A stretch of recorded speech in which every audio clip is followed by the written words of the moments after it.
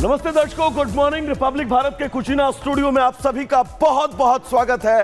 मैं हूं आपके साथ वैभव मिश्रा। गुड मॉर्निंग भारत में आज शुरुआत जिस खबर से करने जा रहे हैं, वो खबर अगर आप दिल्ली में रहते हैं तो बहुत अहम है ये खबर आप सबके लिए, क्योंकि दिल्ली में एक गला घोटू गैंग इस वक्त सक्रिय है जो मौका पाते ही सुनसान जगह पर किसी भी शख्स का गला घोटता है और उसके बाद लूट की वारदात को अंजाम देकर वहां से फरार हो जाता है। पूरी खबर क्या है, तस्वीरें इस गला घोटू की गैंग की जो सामने आई हैं, वो आपको हम इस रिपोर्ट के जरिए दिखाते हैं।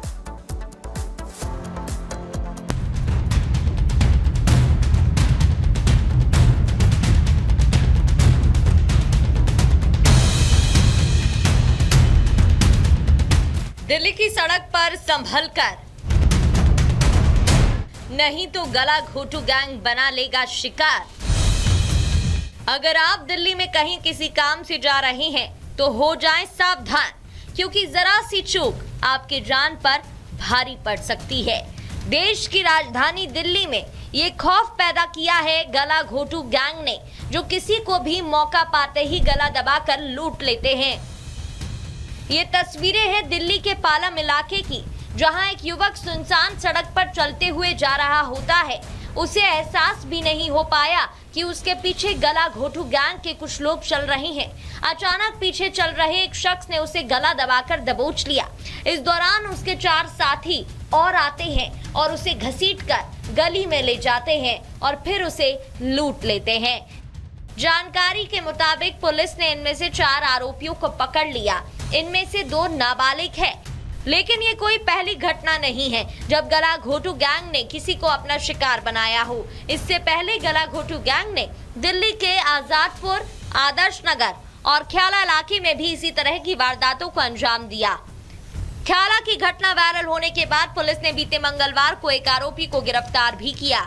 आगे की जांच जारी है।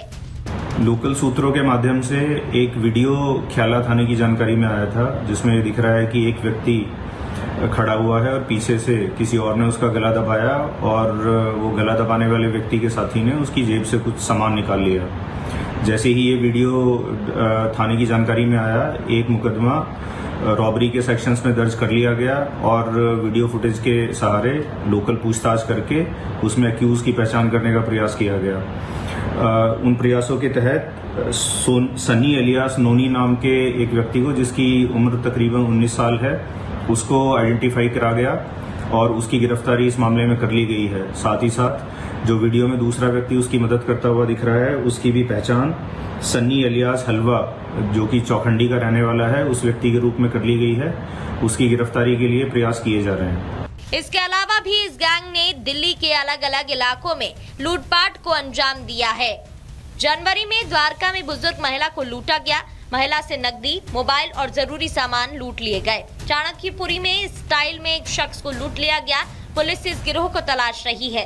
तो अगली बार जब भी दिल्ली की सड़कों पर निकले तो सावधान रहें, सतर्क रहें, नहीं तो आप भी इस गिरोह का शिकार बन सकते हैं।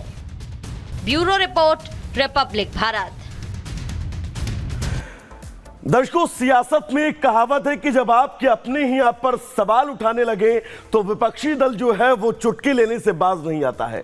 दरअसल मध्य प्रदेश में सत्ता के विधायक और कुछ पार्षद ही अपनी ही पार्टी पर जब उंगली उठाने लगे तो कांग्रेस के नेताओं ने जमकर चुटकी ली है। पूरी खबर क्या है, विस्तार से इस रिपोर्ट के जरिए आपको दिखाते हैं।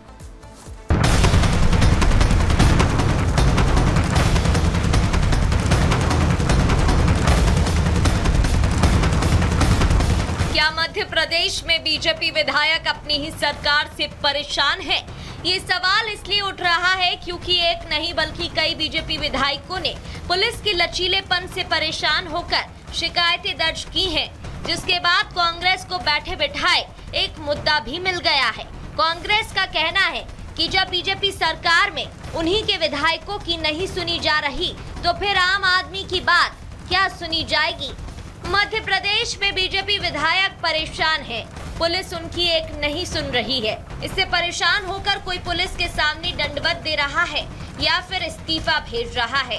आपको हर एक परेशान बीजेपी विधायक के बारे में विस्तार से बताते हैं। बात सबसे पहले सागर के देवरी से बीजेपी विधायक ब्रिज बिहारी पटेरिया की। एक शख्स की सांप के काटने से मौत हो गई।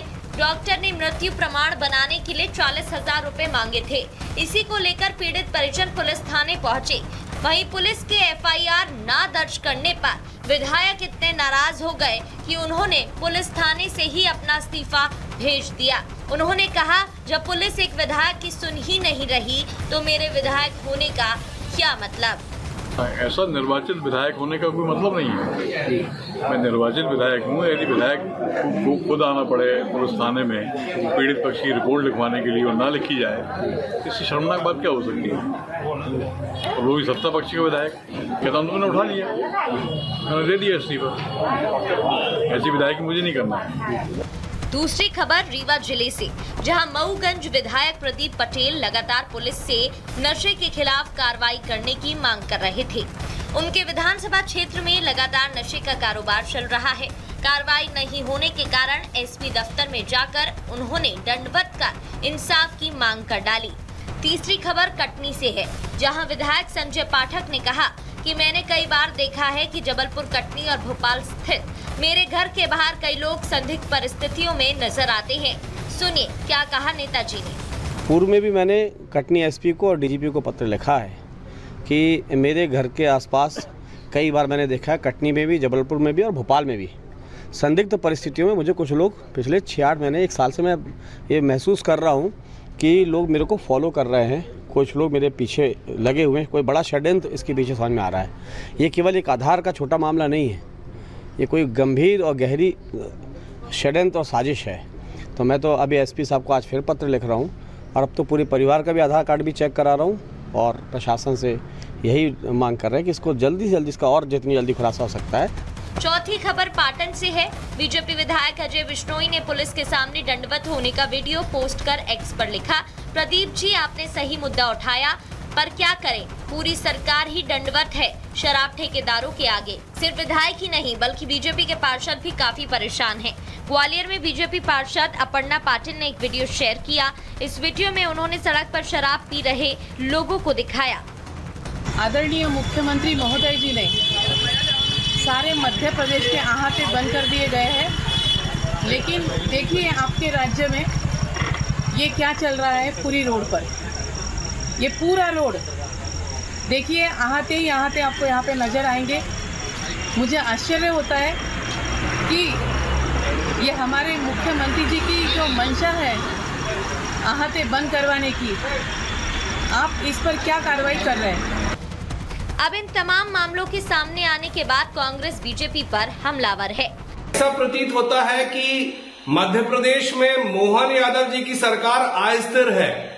जिस तरीके से प्रदेश में इनके ही विधायक अभी तत्काल में का मामला जो सामने आया है, उसमें देवरी के विधायक ने इस्तीफे की पेशकश की है, ऐसा मामला सामने आया है। और उसके बाद आप देखेंगे कि लगातार इन्हीं के विधायक साष्टांग है पुलिस के सामने। और कई ऐसे मामले, कैलाश विजयवर्गीय जी हो, बिश्नोई जी हो, तमाम लोग गुहार लगा रहे हैं। लेकिन ये सरकार पता नहीं किस स्थिति में है और पूरे तरीके से अस्थिर दिखती है।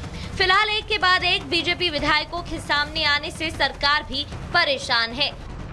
Bureau report, Republic Bharat. तो चलिए दर्शकों आगे बढ़ेंगे। दरअसल सोचिए क्या हो जब आप हवा में हजारों फीट की ऊंचाई पर मौजूद हो और आपको ये पता चले कि आप जिस